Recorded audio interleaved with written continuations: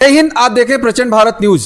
कौन बनेगा मुख्यमंत्री 2027 में? योगी आदित्यनाथ जी तीसरी बार, या अखिलेश यादव जी, या बहन मायावती जी, या और कोई बनेगा? सर कौन बनेगा मुख्यमंत्री 2027? माननीय अखिलेश यादव जी के नेतृत्व में आगामी 2027 में भारी बहुमत के साथ सरकार बनाने जा रही है समाजवादी पार्टी। बीजेपी वाले कह रहे हैं 27 में सपा साफ हो जाएगी। जिस तरह से 2024 के लोकसभा चुनाव में बीजेपी को मात मिली है, उससे अधिक मतों से बीजेपी यहाँ हारेगी। अब तो उनकी 10-20 सीटें भी अगर भारतीय जनता पार्टी की आ जाए तो बहुत बड़ी बात है। वो कह रहे थे संविधान दिखाकर आपने 37 सीटें पाई, अब नहीं मिलेगी।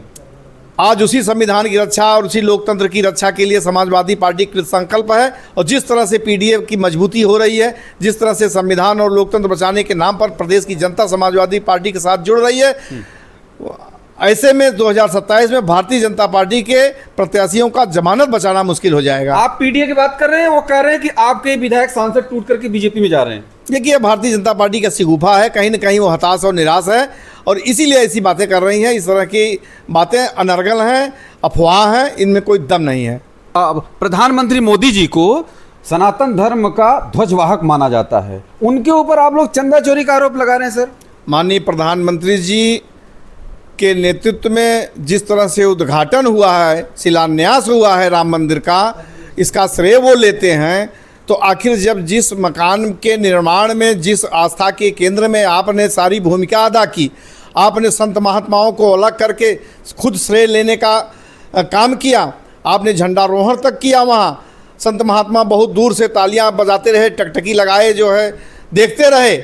उनके हिस्से की जो प्रतिष्ठा थी आपने हासिल की, और आज उसी भवन में, उसी भगवान श्री राम जी के चरणों के नीचे दान पेटियों से धन गायब हो रहा है, वहाँ से आभूषण गायब हो रहा है। बीजेपी वाले कह रहे हैं कि जो आज तक राम मंदिर नहीं गया वो चंदा चोरी का आरोप लगा रहा है। सूप तो बोले चलनिया भी बोले। सवाल राम मंदिर के जाने का नहीं है, सवाल आस्था का और श्रद्धा का है। हजारों करोड़ लोग इस देश के आस्थावान हैं, श्रद्धावान हैं। और बता दें आपको, राम मंदिर न जाने का मसला नहीं है।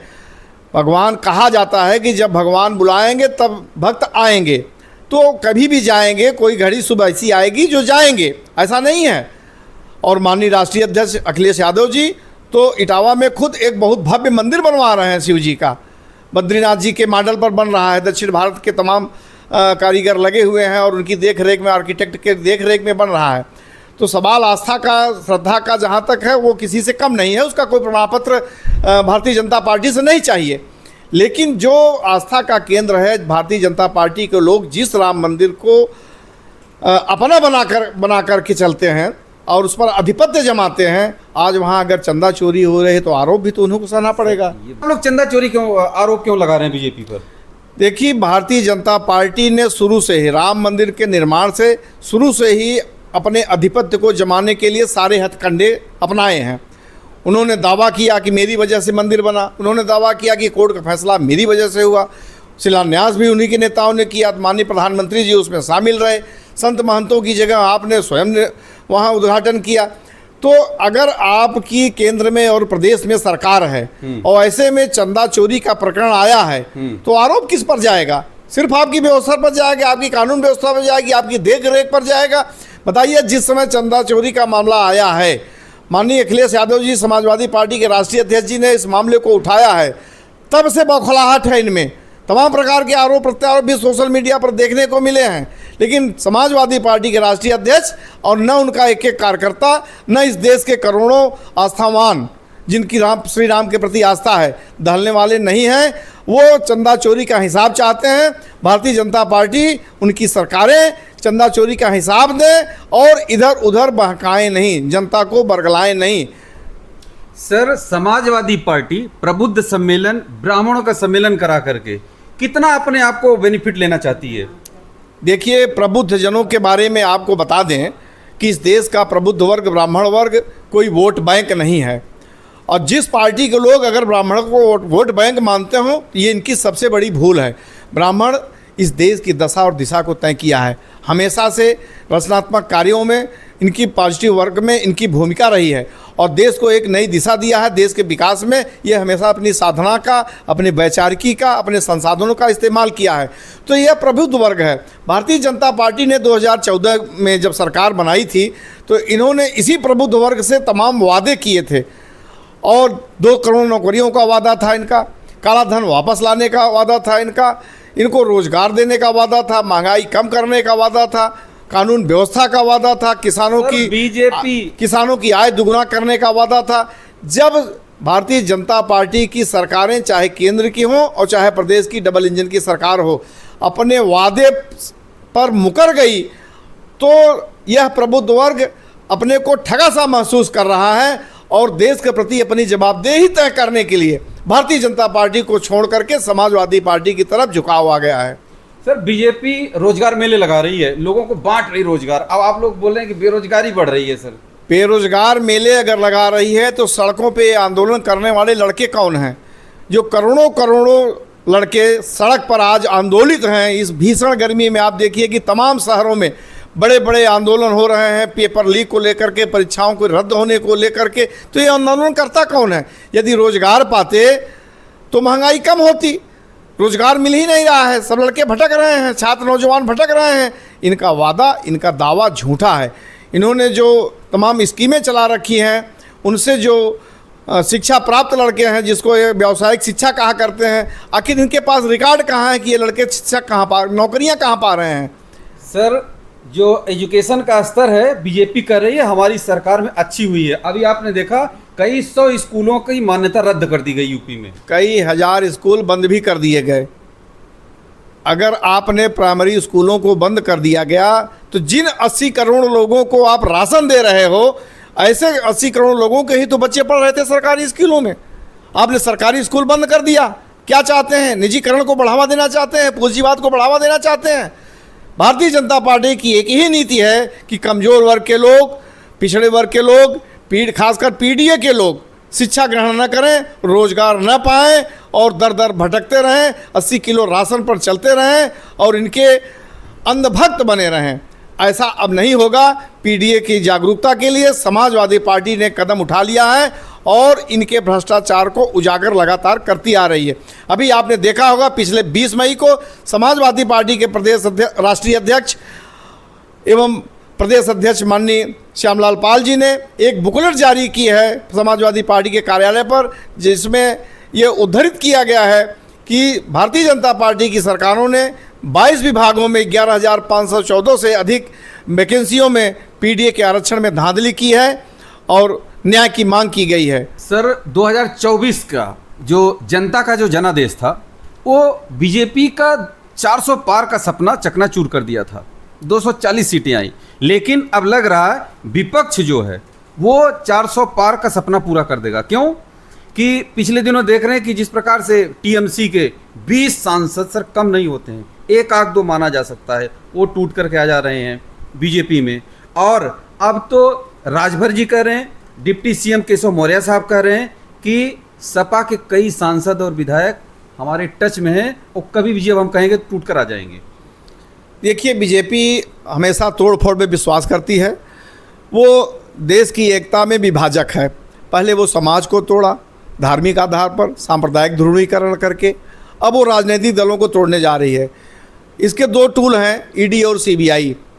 इनकी बीजेपी वालों की मानसिकता यही है कि छोटे दलों को ख़त्म कर दो। हर छोटे दल पर आक्रमण कर करके, उनको लालच दे करके, उनको डरा करके, उनको धमका करके अपने बस में करना चाहती है। और कुछ दलों के लोगों को तोड़ा भी। आपने देखा कि महाराष्ट्र में सरकारें तोड़ी, आपने बंगाल में देखा, बिहार में किस तरह से इन्होंने जो है सत्ता हथियाने का काम किया। नीतीश जी आज कहाँ चले गए? तो उत्तर प्रदेश की जहाँ तक बात है तो उत्तर प्रदेश में समाजवादी पार्टी की सरकार है। भारतीय जनता पार्टी यहाँ मुगालते में है। अगर भारतीय जनता पार्टी कुछ भी कर लेगी, लेकिन समाजवादी पार्टी के जो सांसद हैं, जो विधायक हैं, वो पूरी तरह से एकजुट हैं, क्योंकि समाजवादी पार्टी समाजवादी विचारों पर चल करके बनी है। और इसके साथ सीएम साहब बोल रहे हैं सपा साफ हो जाएगी 27 में। डिप्टी सीएम साहब सिराथू का चुनाव खुद हार गए हैं, कृपा दृष्टि पर वहाँ मंत्री बने बैठे हैं। तो डिप्टी सीएम साहब तो किसी की कृपा पर खुद हैं। तो डिप्टी सीएम का बयान का क्या लेना।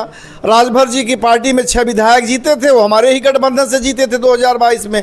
उनके पास 2 विधायक बचे हैं, 4 समाजवादी पार्टी की झंडी लगा के घूम रहे हैं, तो उनका दल खुद टूट गया है। संजय निषाद जी भी इसी तरह से हैं। तो अभी आपने एक देखा होगा कि एक अखबार ने स्टिंग ऑपरेशन भी किया है, बहुत प्रतिष्ठित अखबार हैं, तो उसमें इन दलों की क्या भूमिका है, चाहे वो अनुप्रिया जी हो, चाहे संजय जी हो, चाहे राजभर जी हो, इन लोगों ने जिस तरह से टिकट बेचने का काम किया है, नेता बनाने का काम किया है, तो जनता से विश्वास भी खोने का काम किया है।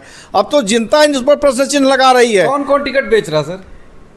और अपना दल के अनुप्रिया जी का स्टिंग ऑपरेशन आया है, संजय निषाद का स्टिंग ऑपरेशन आया है, राजभर जी का पार्टी का स्टिंग ऑपरेशन आया है। तो जो एक स्टिंग ऑपरेशन देखने को मिल रहा है, सोशल मीडिया पर भी चल रहा है, तो उसमें तो यही आया है कि इन दलों के लोग टिकट बेचते हैं। तो सर ये जो पियर का चाचा हैं राजभर जी, ये सपा के खिलाफ क्यों रहते हैं सर हमेशा? देखिए, इनके पास कुल 6 सदस्य जीते थे 2022 के चुनाव में। अब इनके पास सिर्फ बेदीराम जी और राजभर जी बचे हैं, बाकी 4 समाजवादी पार्टी की तरफ उनका रुझान है और झंडा लगा के घूम भी रहे हैं। तो इनको बड़ी तकलीफ इसी बात को लेकर के है, अपना तो ये बचा नहीं पाए हैं। अब वो कुल मिला करके अपने जो इनका एनडीए गठबंधन है उस पर दबाव बनाना चाहते हैं, समाजवादी पार्टी के ऊपर आरोप प्रत्यारोप मढ़ करके। राजभर जी बोल रहे हैं अखिलेश यादव जी का 2027 में सपना सपना ही रह जाएगा। देखिए, कहीं न कहीं ये कहावत है कि जितनी चाबी भरी राम ने उतना चला खिलौना। इनकी सोशल मीडिया को भी भारतीय जनता पार्टी के लोग ही चलाते हैं और उनका पासवर्ड और आईडी उन्हीं के पास है। तो जो लिख रहे हैं वो चल रहा है। और हमारे तमाम नेता, अभी राजीव राज जी का बयान आया, माननीय सनातन पांडे जी का बयान आया, हमारे सांसद हैं, वो लोग बड़े गंभीर सांसद हैं। उन्होंने भी कहा कि राजभर जी अगला चुनाव अपना खुद नहीं जीत पाएंगे, दूसरे दल की बात ना करें, पहले वो अपने दल के बारे में सोचें। सर ये बताइए कि टीएमसी के सांसद टूट करके बीजेपी में जा रहे हैं और अब ये भी पता चल रहा है कि समाजवादी पार्टी के विधायक और सांसद भी टूट करके जा रहे हैं बीजेपी में। क्या कर रहे हैं सर आप लोग?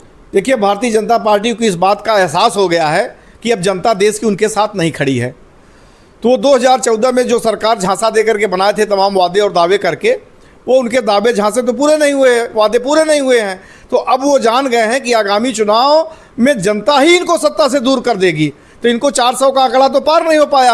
अब वो तोड़ फोड़ की राजनीति में विश्वास कर रहे हैं, ईडी सीबीआई का इस्तेमाल कर रहे हैं। और किसी भी तरह से, जैसे कहा नहीं जाता है कि जब दिया बुझने को होता है एक बार बहुत तेज जलता है, तो भारतीय जनता पार्टी का वही तेज जलने का जो प्रकाश दिख रहा है, तोड़ फोड़ दिख रहा है, ये उनका अंतकाल है, अंतिम समय है, अमृतकाल नहीं है, और पूरी तरह से जनता विरोधी काम कर रही है। सर आपका बहुत बहुत धन्यवाद, आपने इतना कीमती समय दिया हमें। आप सभी अगर मेरे चैनल पर नए हैं तो चैनल को मेरे सब्सक्राइब जरूर करिएगा और कमेंट सेक्शन में प्यारा सा राय जरूर दीजिएगा।